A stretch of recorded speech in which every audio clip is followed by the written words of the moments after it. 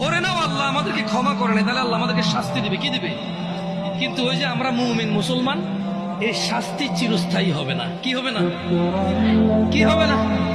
ওই যে যার যে অপরাধ, চুরি করলে 6 মাস জেল, ডাকাতি করলে 1 বছর জেল, মানুষ মারলে 12 বছর যাবজ্জীবন জেল, ওই হিসেবে আমাদের অন্যায় অপরাধ অনুযায়ী শাস্তি পাবো। কি পাবো?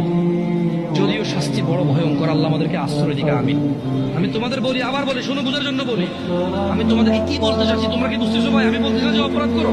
আমি মূলত বলতে চাচ্ছি তোমরা মুসলমান হয়ে মরো ভাই। আমি মূলত বলতে চাচ্ছি আমি যাতে মুসলমান হয়ে মরতে পারি, কারণ মুসলমান হয়ে মরলে অন্যায় অপরাধ থাকলেও আল্লাহ যদি ক্ষমা করে তিনি গফুর রহিম, আর যদি আল্লাহ বিচার করে তাহলে তিনি কঠোর কঠোর। তিনি যদি শাস্তি দেয় কেউ শাস্তি ঠেকাতে পারবে না, কিন্তু তিনি কারো উপরে জুলুম করবে না, অপরাধ অনুযায়ী শাস্তি ভোগ করবে। এরপরে আল্লাহকে পবিত্র করে সুন্দর করে জান্নাতে ঢুকিয়ে দেবে। আর শোনো শোনো শোনো শোনো শোনো শোনো শোনো, তোমার চাইতে ছোট জান্নাত কেউ পায় নাই। তুমি এই পৃথিবী সমান 10টা পৃথিবীর মতো জান্নাত। يا مرحبا